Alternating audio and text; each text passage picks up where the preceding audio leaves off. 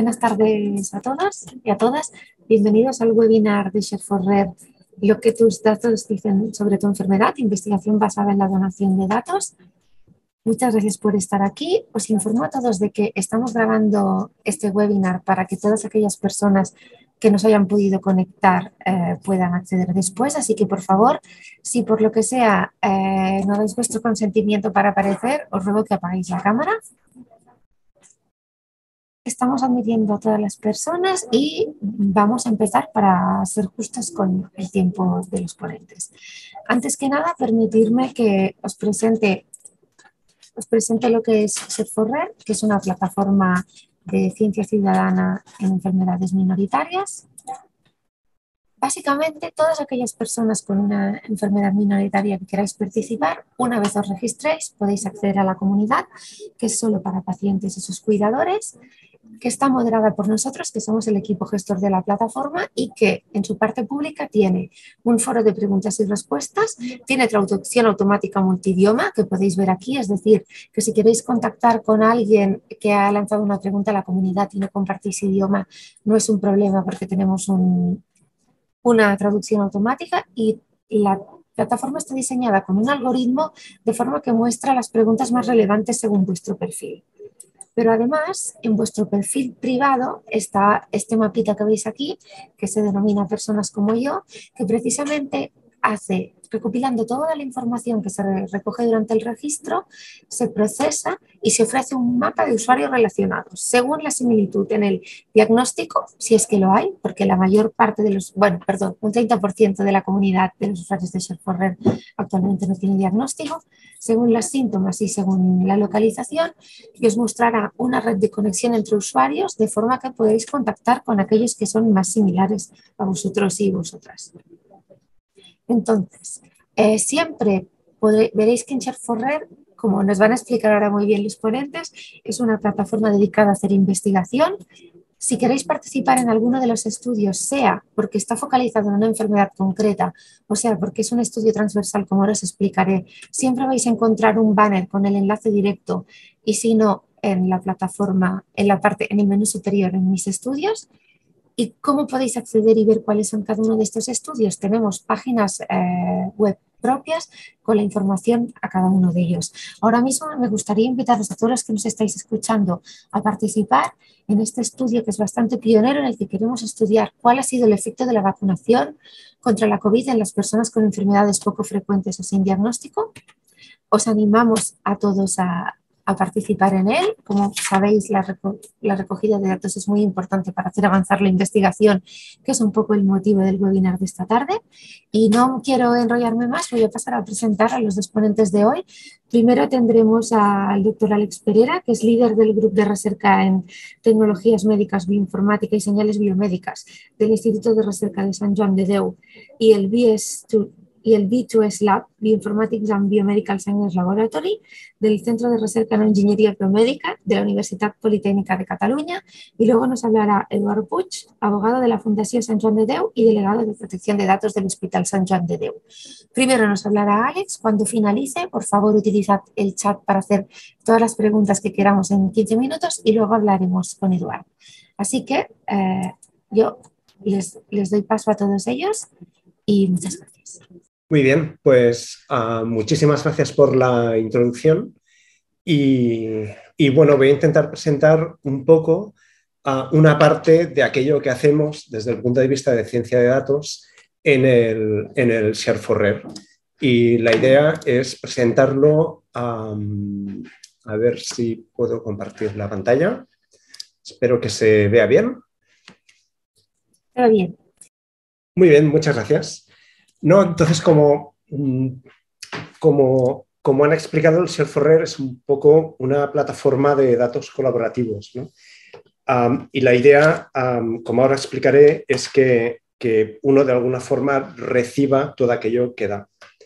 Y la idea que hay detrás es un concepto que se llama de inteligencia colaborativa, que ahora explicaré un poco. La inteligencia colaborativa es quizás mejor con un ejemplo. Que quizás conoceréis una marca de coches que se llama Tesla. Tesla es una marca de coches que cuando una persona compra un Tesla, el coche, o sea, el coche en sí ya está equipado con todo aquello necesario para la conducción automática. Pero si uno quiere que el coche conduzca de forma automática, en realidad tiene que pagar a una especie de ampliación del software, de los programas que lleva el coche, para que el coche pueda conducir de forma automática. El caso interesante, y por qué pongo este ejemplo, es porque, de hecho, cuando alguien conduce un Tesla, aunque no haya comprado el conductor automático, el coche está aprendiendo del conductor junto con todos los otros Teslas, con todos los otros conductores que están conduciendo el coche. Entre todos están enseñando a Tesla a crear un conductor automático. Y de alguna forma es esta acción de aprendizaje de forma colaborativa entre todos los usuarios de este producto, a partir del cual se genera un mejor conductor automático que finalmente, en este caso, pues el usuario compra. El caso de Tesla, evidentemente, es un caso en el cual, pues, si uno quiere que el coche conduzca de forma automática, pues claro, tendrá que gastar 10.000 euros para comprar este software que de hecho el coche ya tiene.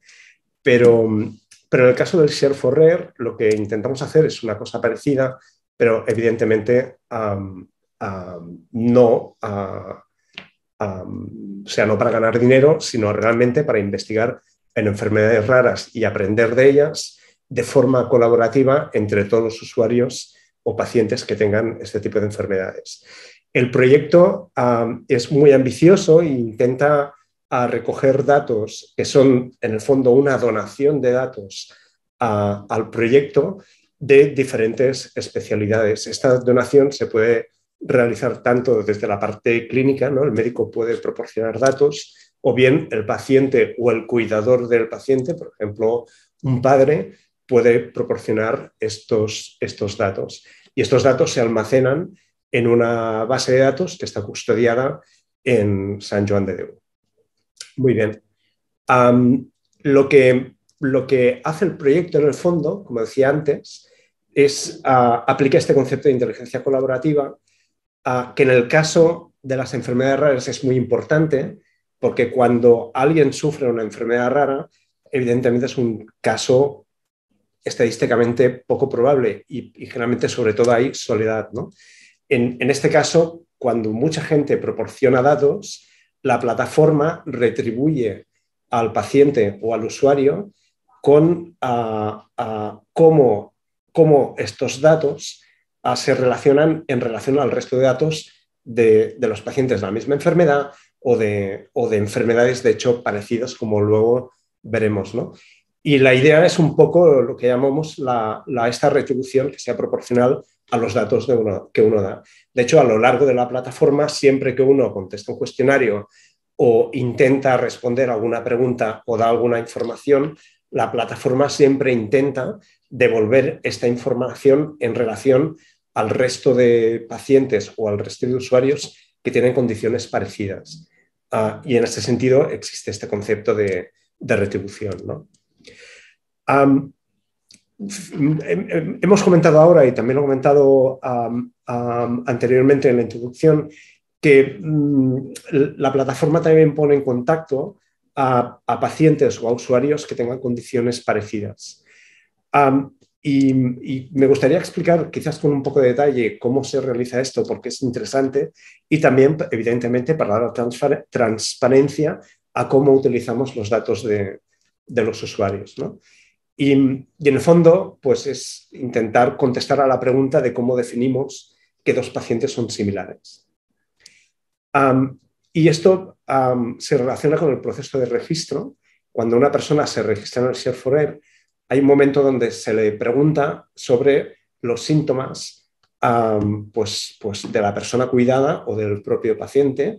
Y estos síntomas, veréis en el registro, que se preguntan una cosa que se llaman HPO codes. Me gustaría quizás explicar qué es esto del HPO codes, pero en definitiva veréis que a la que escribís algún síntoma, en este caso en inglés, pues veréis que se pueden ir anotando diferentes síntomas y de alguna forma veréis que aparece como una especie de código al lado, ¿no? Este código es un código dentro de un conjunto de conceptos anotados que llamamos ontología, que cura un proyecto que se llama el Human Phenotype Ontology, que la idea de este proyecto y de toda la gente que estamos intentando usar este proyecto es que si podemos tener una descripción muy precisa de los síntomas de un paciente, en el fondo podemos hacer mejor procesado de los diferentes aspectos clínicos de este paciente, incluido el diagnóstico. Y idealmente podemos hacer un diagnóstico automatizado si esta descripción de los síntomas es lo que llamamos muy profunda, que es una forma de decir que es muy detallada. En el caso de las enfermedades raras, estos diagnósticos automatizados o la ayuda para hacer estos diagnósticos automatizados es muy importante porque evidentemente los médicos se especializan en una enfermedad, pero para guiar a un paciente, a un especialista en particular, necesitamos de alguna forma una máquina que haya visto pues, las 18.000 enfermedades raras que podamos tener en base de datos, ¿no? Y a partir de ahí guiar o reducir los especialistas a los cuales este paciente se puede dirigir. Y para eso usamos este concepto de similitud mediante la descripción de los síntomas, entre otras variables. Esta similitud de síntomas puede parecer muy raro, pero en el fondo se entiende muy bien. Claro, cuando una persona tiene un síntoma, en el fondo es una alteración, ¿no?, de sus fenotipos o de su forma de vivir. Y esta alteración se puede ubicar, pues puede ser muscular, puede ser neuronal. Y si es neuronal, pues puede ser una descripción que puede ser más detallada, ¿no? Si tenemos dolor, podemos tener dolor generalizado o dolor en el frente de la cabeza o un dolor específico o quizás un dolor que es periódico en el tiempo. Todo esto ya es una descripción de un síntoma de una forma más detallada. Cuanto más detallada es, más bajo, o sea, más aparece esta notación en esta especie de árbol, ¿no? Más abajo aparece y por tanto más profunda está esa anotación.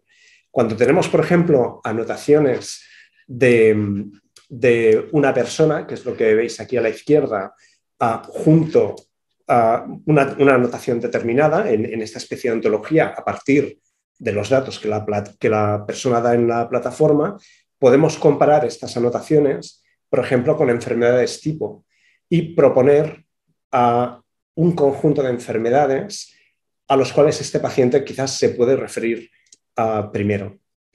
Y no solo eso, sino que también podemos comparar estas enfermedades entre pacientes, de forma que podemos conectar pacientes que tengan enfermedades parecidas o produciendo síntomas de forma parecida. Y esto al final genera una especie de comunidad que es como una especie de, no sé, de Facebook o de Instagram, donde los amigos que tú tienes son amigos que en el fondo tienen síntomas muy parecidos a los tuyos o digamos que los cuidadores tienen hijos con síntomas muy parecidos entre ellos.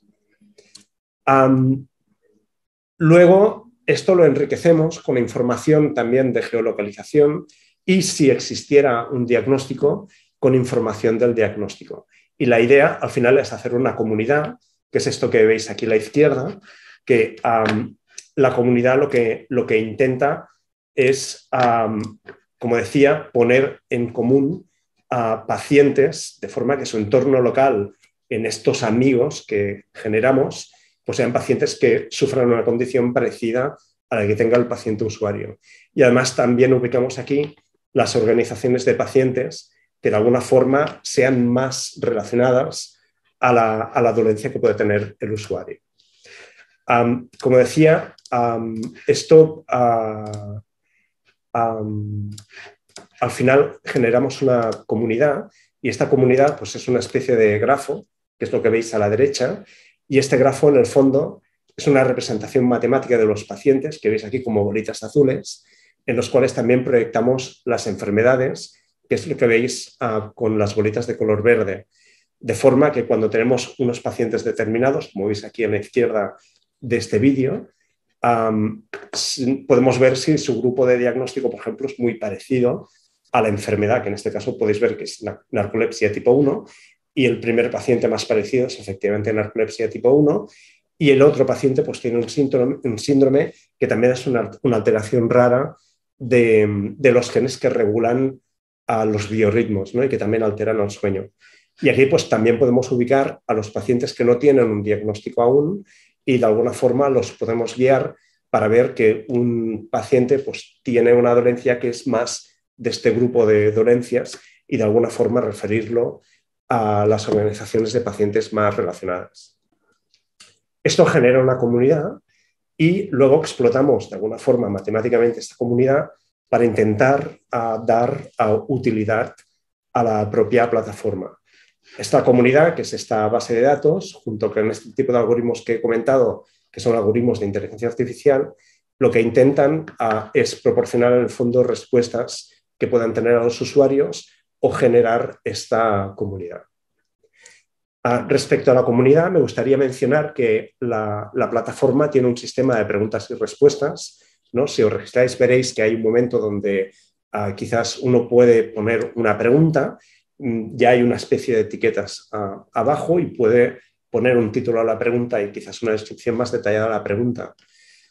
Una de las cosas que hacemos en la plataforma es que, por ejemplo, si quien pregunta, ¿no? Es este usuario de aquí a la derecha, la pregunta, de alguna forma, va llegando a las personas que estén más relacionadas a este usuario en función de estas relaciones de similitud que hemos comentado, ¿no? Por ejemplo, a los pacientes que tengan más problemas de movilidad como mi hijo, ¿no? Entonces, esas preguntas, es un problema de cómo hacer una movilidad, cómo hacer un viaje, llegarán primero a las familias que también tienen problemas parecidos con su familia.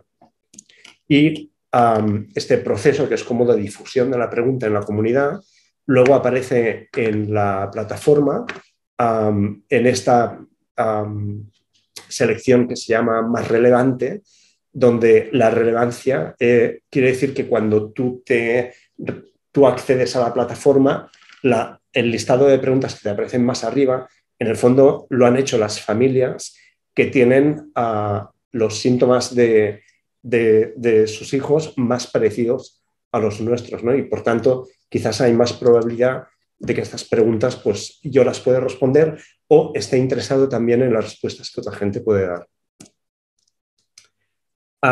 Con todo esto, lo que intentamos es intentar amplificar con el uso de herramientas de inteligencia artificial de este tipo, ¿no? Que son un poco construidas ad hoc.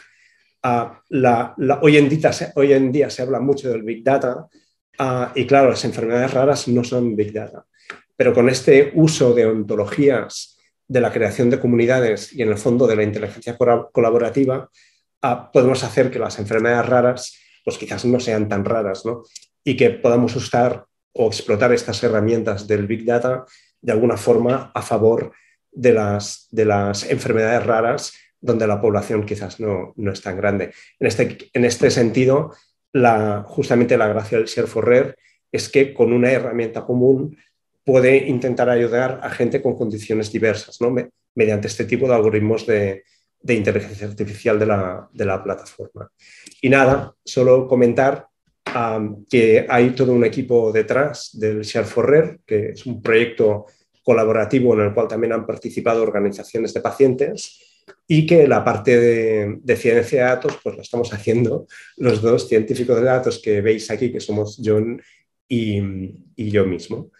Y pues nada, estaré encantado de contestar las preguntas que quizás podáis tener. Sí, creo... sí. Tenemos dos preguntas. Muy bien. Una bueno, de hecho son más de gestión del día a día del proyecto. Carlota nos pregunta si estas bases de datos también se cruza con otros registros como el del Carlos III. En este caso, puedo responder yo como gestora de la plataforma, te digo que no. Y nos pregunta también acerca del funcionamiento de la red y la comunidad. Y dice Alex, cuando la red o la comunidad encuentra algún paciente similar, ¿existe la posibilidad de contactar entre pacientes o con alguna asociación existente, siempre con cumplimiento de la ley de datos, Sí, claro? efectivamente, esto es muy importante. Sí, existe la posibilidad de contactar. De hecho, en la imagen del perfil, en el cual se ve una especie de grafo, donde uno se ve el usuario y uno ve los usuarios que hay cerca, uno puede, digamos, clicar al perfil de otro usuario y pedirle poder contactar. Y los dos usuarios tienen que, de alguna forma, autorizar este contacto. Cuando este contacto se da, entonces los dos usuarios pueden entrar en contacto, pero los dos tienen que autorizar. Y esto es importante porque en este caso de enfermedades raras, si ponemos dos usuarios en contacto, quiere decir que los dos usuarios de alguna forma tienen dolencias parecidas que son raras.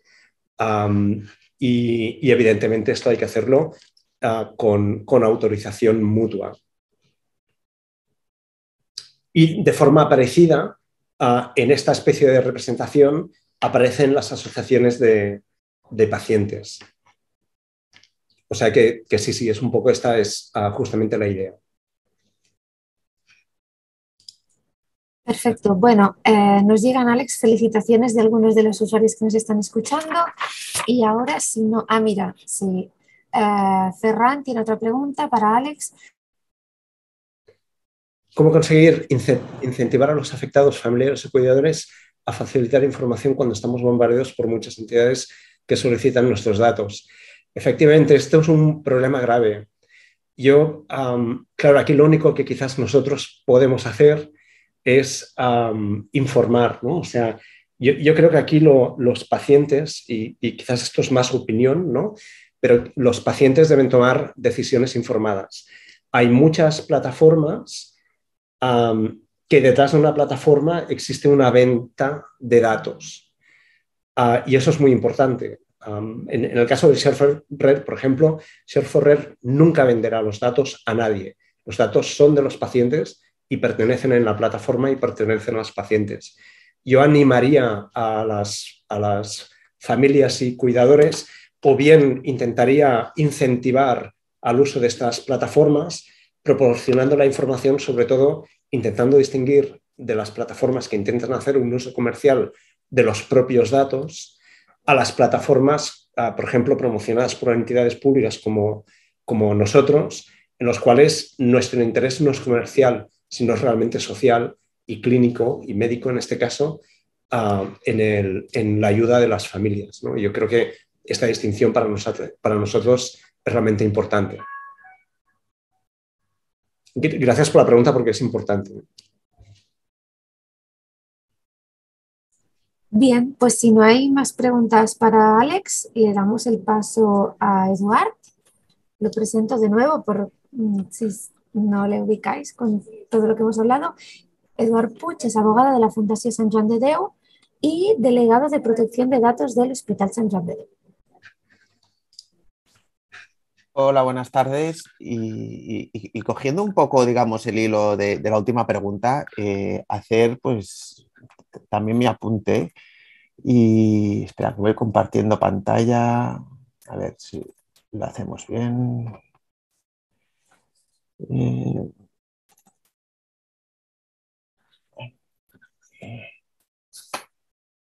y cogiendo el hilo este de saber a quién dar nuestros datos, es cierto que hemos de seleccionar un poco, ¿no? Porque los datos dicen todo de nosotros y hemos de saber a quién lo damos.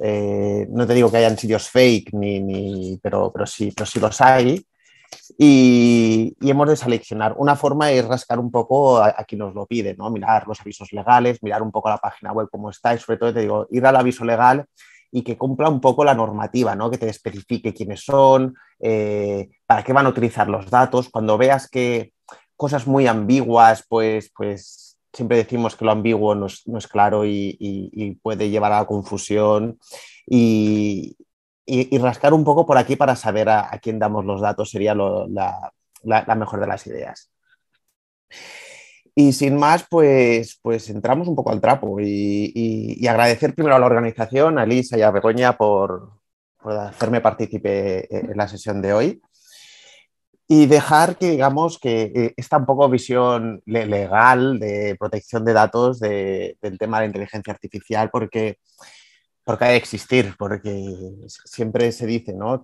Bueno, que el investigador, el médico, tiene una idea, si la idea se ve bien y es factible, se le pasa al ingeniero y la realiza, y ya veremos el abogado cómo lo hace que sea legal, ¿no? Es así un poco, a veces suele ser así, y mejor que sea un poco al revés, ¿no? Que sea legal y después ya veremos si se puede hacer.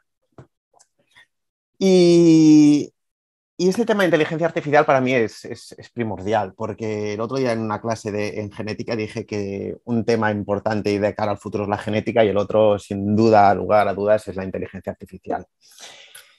Y creo que funciona, ¿verdad? El movimiento de las diapos. Sí, sí funciona. Vale, perfecto. Y dejarme, pues ponerme un poco una medalla, porque muy pocas veces me la pongo, pero en esta sí, porque los abogados tenemos mala fama, solemos ser los malos de las películas y liamos un poco todos los conflictos. Y si encima sumamos que somos delegados de protección de datos y nos dedicamos a esto, todavía más, ¿no? Pero inteligencia artificial, aquí me habréis de permitir un poco pasarme al lado bueno, porque la historia sí nos lo dice, ¿no? En plan, la inteligencia artificial, tenemos a Sarah O'Connor que luchó contra Terminator, que es Skynet de inteligencia artificial. Neo en Matrix luchó contra el agente Smith, o simplemente nuestro ya famoso últimamente del último mes Will Smith en Yo Robot. O sea, todos ellos lucharon contra esa inteligencia artificial. Quizá nuestra visión es, bueno, ponerle un poco de pie, de parar esta inteligencia artificial y que sea ética, legal y que sea correcta para que no se escape de las manos, ¿no? Y digamos este paso, este rol que hace que seamos nosotros un poco los abogados, los legalistas, que pongamos un poco de sentido común. Porque si engañémonos, la inteligencia artificial, los algoritmos ya rigen nuestras vidas. Y es así. Cuando accedemos a Twitter, nuestra timeline de Twitter no nos enseña a todos por igual, simplemente nos muestra lo que dice un algoritmo, nuestras preferencias. Un algoritmo en Twitter va recopilando nuestros datos y en función de todo lo que tiene nos enseña unas noticias u otras. Yo accedo a Twitter y accede otra persona al mismo tiempo y en el mismo lugar y no verá las mismas noticias, verá todo en función de nuestros gustos y preferencias. Por tanto, aquí hay un algoritmo detrás. Lo mismo sucede con Amazon. Amazon, si accedemos a la vez desde dos ordenadores, en un mismo sitio no veremos, digamos, las mismas cosas de compra. Hay un algoritmo que ha ido aprendiendo y, digamos, desarrolla nuestras compras. Por lo tanto, los algoritmos existen y hemos de vivir con ellos. A riesgo, y esto es una de las claves, ¿no? de que estos algoritmos nos conduzcan nuestras vidas, o sea, que nos anulen nuestra voluntad. Ya no hacemos lo que nosotros queremos, sino simplemente lo que nos dice un algoritmo. Y aquí, digamos, es lo que se intenta evitar a toda costa. Porque la normativa existe y ha existido. Yo diría que podríamos tirar para atrás y de las cosas más antiguas podríamos decir que el primero de ellos fue este señor Isaac Asimov, que ya inventó las 3 leyes de la robótica. Y estamos hablando del año 42, ¿no? En el año 42 aproximadamente, pues ya sacó las primeras leyes. Fue muy famosa esta de las primeras leyes de la robótica. Pero si tocamos un poco de pies en el suelo, pues tenemos la normativa ya aplicable a día de hoy. Y tenemos pues, la Carta de Derechos Fundamentales de la Unión Europea, donde digamos, establece pues, los principios de la intimidad, ¿no? como principio rector que ha de regir en todo esto. Y el Reglamento Europeo de Protección de Datos y la Ley Orgánica de Protección de Datos y Garantía de Derechos Digitales, que digamos que si estamos hablando de algoritmos, utilizan datos y los hemos de proteger, los datos es intimidad, privacidad. Más normativa, tendremos el libro blanco sobre inteligencia artificial, unas guías y en el último punto de todos hemos de destacar la propuesta de reglamento de la Comisión Europea sobre el marco jurídico aplicable a los sistemas de inteligencia artificial. Esto es importante porque establece, digamos, todavía no está en vigor, se está trabajando en ello, pero se está intentando, ya te digamos, unos estándares de seguridad en el marco de la inteligencia artificial. Ya se prevé que esto haya un riesgo en ello y se ha de regular de forma bien y no dejarlo únicamente en el artículo de la intimidad y veréis también el de las decisiones automatizadas que existe en el Reglamento Europeo de Protección de Datos. El tema es muy complejo porque pensamos que estamos de un reglamento a nivel europeo, pero a día de hoy el ámbito nacional y de fronteras es muy difuso. Y cuando estamos hablando de Internet y nuevas tecnologías, el ámbito territorial se nos va de las manos, ¿no? Y estos algoritmos sí que podemos hablar, pues a nivel nacional existen, pero son las multinacionales las que juegan con ellos. Y esta normativa únicamente afecta a la Unión Europea. Por lo tanto, digamos, quizá nos quedamos cortos en esta regulación, pero bueno, es un primer paso para poner límites, digamos, al desarrollo de la inteligencia artificial. Porque la inteligencia artificial tiene un potencial enorme y ha venido para ayudarnos y a hacer mejor las cosas. Esto es indudable.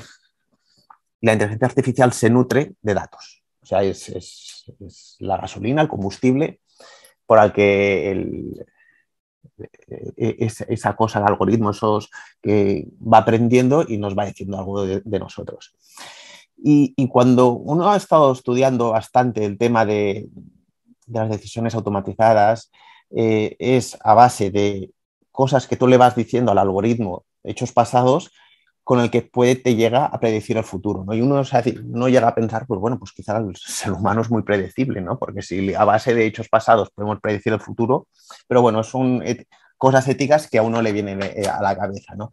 Pero sí, el algoritmo juega con datos y los datos es información nuestra, ¿no? Y es uno de los principales riesgos a que estamos expuestos con la inteligencia artificial, ¿no? El derecho a la protección de datos, los sesgos y las tomas de decisiones automatizadas. Y en el tema de protección de datos es primordial, porque sin datos no tendremos el algoritmo. Y cuando estamos hablando de Share for Rare, de aplicaciones sanitarias, de investigación médica, sí o sí estamos hablando de datos de carácter personal, y no solo de carácter personal, sino datos sensibles, especialmente protegidos, ¿no? El artículo 9.1 del reglamento es muy explícito en esto. Nos dice textualmente que quedan prohibidos el tratamiento de datos personales que revelen el origen étnico, racial y al final de todo nos dicen que los datos relativos a la salud. O sea, hay una prohibición expresa de uso de estos datos, por lo que nos podemos, digamos, utilizar. Hemos de acudir a las excepciones, como por ejemplo que la persona nos dé su consentimiento, o que los datos sean anónimos o pseudonimizados. Hemos de acudir a unas excepciones para uso de esos datos. Sí que es muy fácil, digamos, en determinadas situaciones, como por ejemplo el Share for Rare, pedir el consentimiento del uso de esos datos. Tú creas una plataforma y vas de arriba y haces un estudio prospectivo para crear un algoritmo, pero en muchas ocasiones esta creación de algoritmos se basa en el acceso a datos retrospectivos, ¿no? Y no solo a 4 datos, sino a muchos datos, por lo que, digamos, el consentimiento es muy complicado. Por lo tanto, aquí entraría procesos de pseudonimización o anonimización del dato para poder utilizar esta cantidad ingente de datos para crear un algoritmo que nos ayude a la toma de decisiones. Porque con el dato es importante para el desarrollo del propio algoritmo, y un mal dato nos puede llevar a un desarrollo de un algoritmo equivocado, que nos dé falsos positivos y falsos negativos. Y pensar que un falso positivo o falso negativo en el ámbito de la salud puede ser bastante perjudicial, ¿no? Y nos puede llegar a dar, pues, un sesgo. Un sesgo es una mala decisión tomada que puede afectar, digamos, a nuestro paciente o a terceros. Por lo tanto, tenemos que, en el desarrollo de los algoritmos, estos están encaminados a la toma de decisiones. Y aquí sí que hemos de diferenciar de forma clara, digamos, dos tipos de algoritmos. Uno, el que da soporte a la decisión y uno, el que toma o ejecuta la decisión. Esto es importante porque sí que en la propia normativa limita, ¿no? Establece los derechos en el Reglamento General de Protección de Datos, en el considerando 71, 72 y el artículo 22 establece límites, ¿no? En plan que no hemos de ser sometidos exclusivamente a decisiones automatizadas que tengan efectos jurídicos o que afecten significativamente a modo similar, ¿no? Por lo tanto, estos algoritmos que deciden sobre nosotros sí que están puestos sobre muchos límites a día de hoy, ¿no? Y en todo ello está suficientemente expuesto que ha de haber el principio de transparencia, rendición de cuentas. Los algoritmos existen, pero para saber en qué están basados, Europa ya está obligando a las grandes multinacionales a explicar en qué se basan estos algoritmos, en qué toman decisiones. Porque lo que hemos dicho es que pueden existir sesgos sobre este algoritmo. Un ejemplo muy claro fue pues, en la pandemia. En Reino Unido se creó un algoritmo para que los alumnos evitaran hacer la selectividad y el acceso a la universidad. Este algoritmo calculaba las notas de los alumnos y lo ponderaban en base a qué centro habían estudiado. Pues bien, los alumnos se manifestaron en contra de este algoritmo porque favorecía a los alumnos de las escuelas privadas en perjuicio de las públicas, porque las escuelas privadas tenían mejores notas que las públicas y eso era un factor diferencial a la hora de calcular el algoritmo, ¿no? Otro, por ejemplo, es el que está aquí abajo, que dice un algoritmo opaco al que han detectado errores, decide quién recibe ayudas públicas en el bono social. No digo que los algoritmos sean malos, simplemente que bueno, se han de revisar y a veces existen errores. Y es el principio de transparencia y rendición de cuentas. Nosotros hemos de ser capaces de llamar a la puerta de quien ejecuta el algoritmo y pedir explicaciones, ¿no?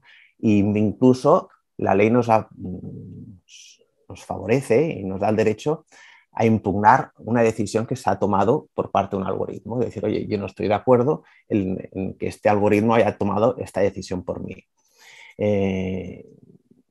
Por ejemplo, en la banca, quien decide si te dan un préstamo o no, no es la persona, sino es un algoritmo que hace un ranking de todas las variables que te han pedido y lo pondera y te dice si te da un préstamo, una hipoteca o no. Pues todo esto, digamos, esta transparencia se puede llegar a exigir. En cambio, en medicina, por suerte, es diferente, ¿no? Los médicos utilizan la inteligencia artificial solo como un apoyo a la decisión. En una unidad de cuidados intensivos está llena de algoritmos y, claro, alguno puede disparar una alarma, pero un médico mira qué pasa y toma la decisión final. No hay ningún sistema automatizado que te administre un medicamento sin la supervisión de un profesional y espero que siempre sea así. Porque el médico ve cosas que el algoritmo no ve y el algoritmo encuentra patrones que el ojo humano no ve. Por tanto, el algoritmo mira los árboles y el médico podemos decir que mira el bosque, ¿no? Decimos que esa conjunción entre el médico y el algoritmo es lo que favorece que la medicina sea mejor.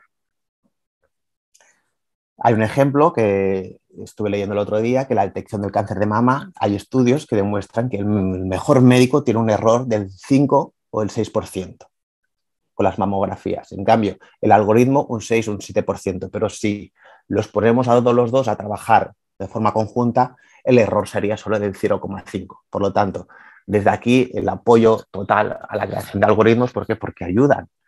El peligro es si la decisión única y exclusiva de ejecución al algoritmo, ¿no? En plan, en medicina hoy en día se utilizan como un elemento de soporte a la decisión del médico. Hemos hablado de los temas legales que envuelven al algoritmo, pero hay la ética, ¿no? Hay un conjunto de valores que se han de ir supervisando conjuntamente y de forma continua, ¿no? Acción de supervisión humana, la solidez, la diversidad, la transparencia, ¿no? Ha de ser una evaluación continua del algoritmo para que no se creen errores.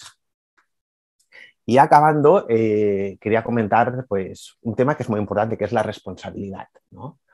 ante un error de inteligencia artificial, ¿de quién es responsabilidad de la decisión del algoritmo, ¿no? Del centro que lo ha implementado, de quién lo ha diseñado, de quién lo ha programado, del fabricante del producto. Esto será importante de cara al futuro, ¿no? En plan, para definir responsabilidades, incluso supongo las aseguradoras querrán saber un poco sobre esto, ¿no? Yo supongo un ejemplo que no ha sucedido, pero que quizá no, algún día puede llegar a suceder, ¿no?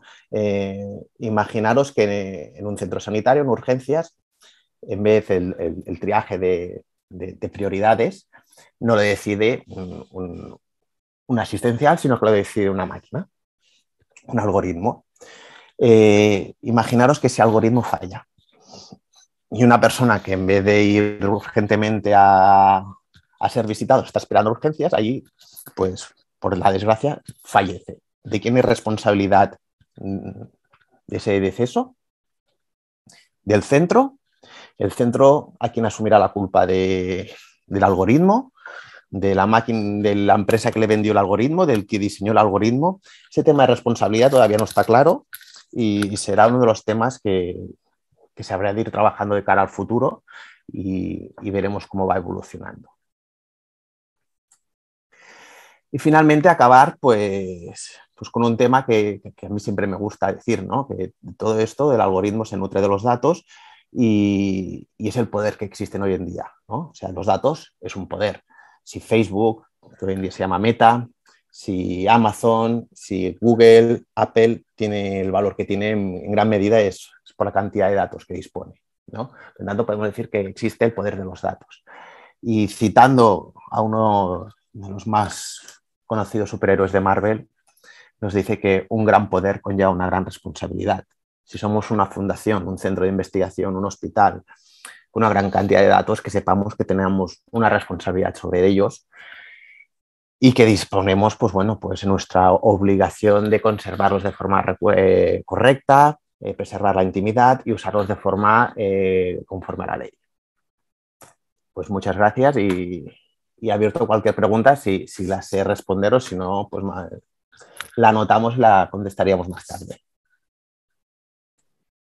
Muchas gracias, Eduard. Mira, creo que tenemos una pregunta de Ferran, pero no sé si era para Alex. Lo que pasa es que Alex no está. La voy a leer. Dice, parece que la IA funcione con una mayor efectividad, requiere de cantidades ingentes de datos. ¿Cómo funcionan nuestras enfermedades minoritarias, donde el volumen de datos no se puede comparar con las enfermedades comunes? Esto ya pasa con la investigación, donde no existe prácticamente para la mayoría de nuestras enfermedades. Por lo que yo llego a entender, los algoritmos, lo que dices, ¿no? Funcionan con mucha cantidad de datos y en este caso el algoritmo no sé en qué está diseñado para esta enfermedad minoritaria en concreto. Yo aquí no te sabría decir, pero sí, es la inteligencia artificial lo que te necesita patrones. El patrón es muchos datos que vayan aprendiendo y en este caso la enfermedad minoritaria pues yo lo desconozco. Que si acaso se anota y más tarde supongo que te podrían llegar a contestar. Sí, y si no, hablaremos con Alex también para que pueda facilitar la respuesta y la pondremos como siempre dentro de la comunidad Share4Red. Veo que Carlota nos pregunta por colaboración con otras entidades como hospitales, que no tendrían demasiado que ver con lo que nos comentaba Eduard. Yo suelo decirte, Carlota, que si tu hija es el único caso, lo que hacemos desde Share4Red es que hacemos llamadas para ponernos en contacto con más personas, siempre utilizando el personas como yo para ser, como ha dicho Eduard, muy consistente con la protección de los datos. Sí, exacto, porque aquí es un tema importante. En enfermedades raras es muy complicado, pero se consigue el anonimato, pero claro, es a base de eliminar identificadores para que no se sepan quiénes sois vosotros, porque si no estamos hablando de casos contados con los dedos de una mano y es muy fácil saber de quién estamos hablando. Por lo tanto, la plataforma lo que hace, digamos, es eliminar identificadores, incluso algunos que no se pueden llegar a eliminar es poner gris, ¿no? Ruido sobre el propio identificador para que no se sepa dónde es, ¿no? Para oscurecer un poco pues, de dónde es la zona, el territorio y favorecer, digamos, este anonimato vuestro, porque entendemos que es primordial es autónoma a vosotros, en plan, oye, yo no quiero que me conozcan, quiero preservar mi intimidad y poder continuar adelante. Sí, por eso, Carlota, por eso tenemos el personas como yo, porque facilita precisamente esto que decía Eduard, que si dos personas con un porcentaje muy alto de similitud quieren contactar, pueden hacerlo siempre con un nombre de usuario que no es tu nombre real, que no te identifica de ninguna manera, y a través de mensajería instantánea privada si los dos lo habéis aceptado así. Entonces es una manera, ¿no?, de permitiros entrar en contacto, pero siendo súper conscientes de toda la política de privacidad para proteger al usuario final siempre. Exacto, exacto. Es muy fácil, digamos, anonimizar un paciente con gripe. ¿Por qué? Porque hay muchos pacientes, pues, existe, pero una enfermedad rara es complicado, ¿no? Y uno de los principales motivos de esta plataforma es eso, es preservar vuestra intimidad. Bueno, y aprovechando que te tenemos aquí, Eduard, y veo que no hay muchas preguntas, lanzo yo una que quizá pienso que puede estar en la mente de todos, ¿no? Y es que cuando nos reunimos con los pacientes, por ejemplo, les hablamos de la potencialidad de Share4Rare, precisamente por este entorno privado, en frente a otras plataformas como Facebook, donde sabemos que muchísimos pacientes se encuentran ahí y es algo que nos preocupa muchísimo porque no es nada claro lo que Facebook hace con esos datos. Así que si nos puedes ayudar a explicar un poquito la peligrosidad. Bueno, ya me gustaría saber lo que puede llegar a hacer Facebook o Amazon con nuestros datos, ¿no? Me parece que es muy complicado saber. Y aquí sí que podría poner alguna reflexión, ¿no? El gran valor de todas estas plataformas son los datos, ¿no? Y esas casualidades, pensar que cada vez más nos piden más datos. Veis aquí, si los relojes cada vez nos miden más, será por alguna cosa, no porque sean más caros y nos pongan más valor al reloj. Si este reloj a día de hoy ya no solo me dice la hora, sino me dice mi electrocardiograma, me dice las veces que me he levantado o no me he levantado, los pasos que he recorrido, incluso una cosa que yo desconocí y que me lo dijeron a efecto de la pandemia, que me dice cuándo me lava las manos y cuánto rato estoy yo debajo de... Claro, yo esto me quedé ya sorprendido, ¿no? En plan, si te mide todo esto es por alguna cosa. Seguro que si Apple, los iWatch te mide pues, el tiempo de lavado de las manos, será por algún motivo que todos desconocemos, ¿no? Pero es peligroso, o sea, que todas estas multinacionales sepan todo esto de nosotros es una cosa que personalmente no me hace ninguna gracia, pero bueno, existe y el saber qué hacen, pues yo lo desconozco, pero seguro que hay una intención detrás.